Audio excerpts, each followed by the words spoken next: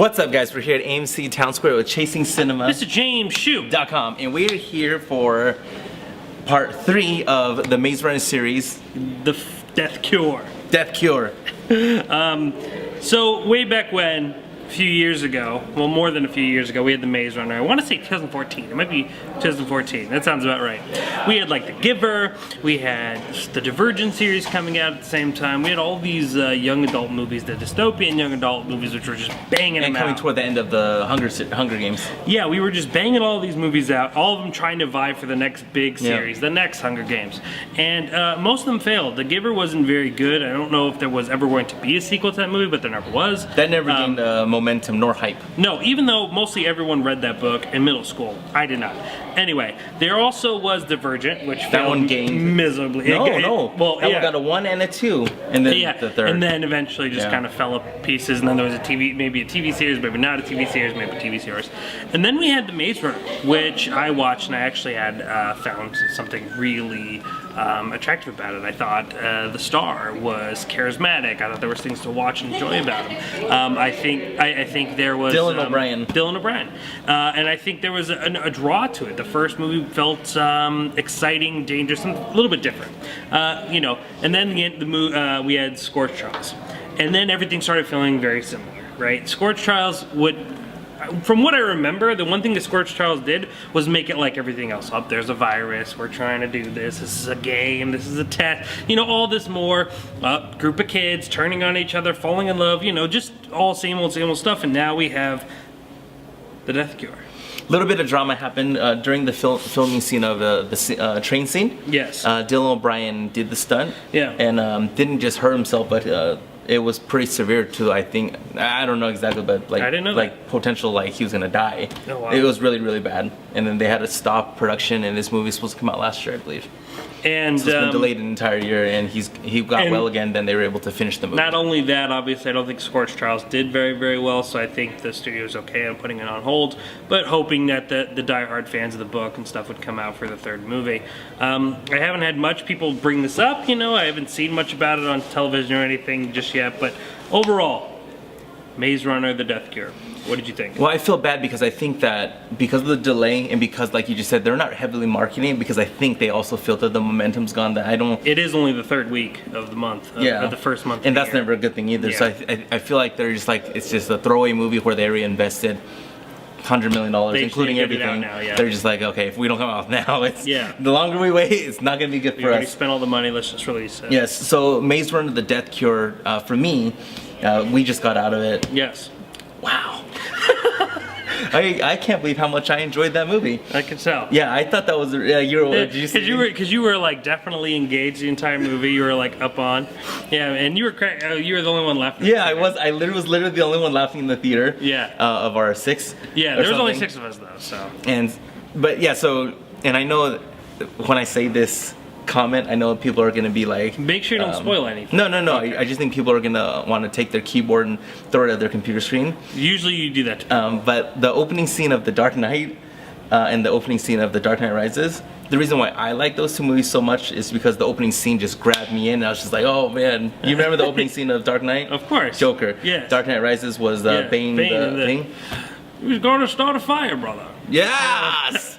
So right when this movie started, they had the opening scene with this movie with the train scene that Dylan O'Brien was in, and right there it got me. Yeah. I was just like, okay, this is gonna be a lot of fun. And for me, with what's his name from Breaking Bad? I'm forgetting his name right now. Saul, no, not Saul. Fried Chicken Man. The evil Fried Chicken Man. Yeah. Los Pollos Hermanos. Yes. All right. But besides that point, so right when the movie started, bam, got me in. Yeah. And then for me, there were some genuine parts. The part where they, we get some scenes and all that, and then the next big scene was the tunnel scene. Yeah. That got me like, I got a little nervous. Yeah. I was like, whoa. So they hit me again with that, and then the problem with my reviews is I don't remember everything, but there was quite a few scenes for me that was just like, oh, I like this. This is really good, and it kept on doing that throughout the movie. I really enjoyed myself, and then again, no spoilers, but the ending that I thought would happen didn't, and I was just like, I enjoyed that. they didn't give me the ending the predictive ending, and it had all the things for me that is gonna make it a good movie. It had loyalty. Yeah. It had a love story. Yeah. You know, so it's like for me, I'm like looking at the L's. A few love stories. Yeah. For me, it's hitting all the L's. Yeah. The characters I enjoyed. The one from Detroit with the sinister eyebrows. Yes. What's his name? Will Poulter. I hated his character in War 1 and 2. Yeah. And then he redeemed himself. I don't know. I didn't remember him from 2. Oh, was he in 2? He was in 2. I'm sorry, he was just in 1. Yeah. And then he redeemed himself for me, and Yeah. I hated his character in 1. Oh my gosh! And those sinister eyebrows drive me nuts, bro. But yeah, overall for me, What about the star, Dylan O'Brien? great. Yeah. You know, I really liked him in the Michael Keaton movie, American Assassin, which I haven't seen. You didn't? Nope. Oh, okay. I really enjoyed that movie. Yeah. You know, any type of spy movies, That's I'm the probably only other gonna thing I like. could think of him in besides I'm pretty this sure that's series. it, dude. Yeah. Yeah. And I enjoyed him in the first Maze Runners. I enjoyed him in American Assassin. And in this Now you movie, like him in this? I like him as an actor. I think he's great. I like him as an actor. I love the series. It's over for now, probably. I don't know if there's more books. I think this is the final. I think it was Okay. only a trilogy. I enjoyed it a lot. Again, I don't know. So Maze Runner fans, don't be upset. Maze Runners is what I'm sure the fan base is called. My problem is I don't really remember two of the Scorch Trials. You know. Oh, and let me say this too. I don't either. Okay, yeah. So I can't really say what the issues were, but I remember not liking the movie. I think what you have here is definitely an improvement. I haven't seen the first Maze Runner since the theaters, nor Yeah, have me I too. rewatched Scorch Trials. Me too. But I do feel like this movie was definitely was obviously a step up from Scorch Trials. But I don't know if I liked it more than the original Maze Runner or not. Probably because there's so much more at stake, and obviously being a trilogy, the conclusion, the final chapter, there's a lot more at stake and a lot more going on. I will say this movie really does go head on with its action sequences. There's a ton of The action part where she sequences. throws the flare in there, that was another part that got me again. Yeah. Yeah, they have some good action set pieces, dog. Yeah. They definitely do have some great action set pieces. I mean, I think the entire invasion sequence, Mm-hmm. and I think the beginning one was fine. I think Dylan O'Brien really helps the series where, even with someone like Shailene Woodley, Divergent, Allegiant. thank you. The youth, the young adult world that is always created can easily engulf a star and engulf like a leading person just to be second to none to the story. And I think Dylan O'Brien does a good job standing out here amongst all of the crazy and very, very complicated story that's going on. There is a lot going on. There's a lot of things to deal with, and there's a lot of this characters and these guys and all those guys. But overall, I thought it was fine. I didn't walk away loving this movie. I think an hour you probably could take at least 45 minutes out of this 2 hour and 20-minute movie. I think in that after the train sequence, up until kind of where I know everything comes down and we need some stuff in between, but there are things you could cut in between to kind of get to the action quicker, especially when we're 3 movies in.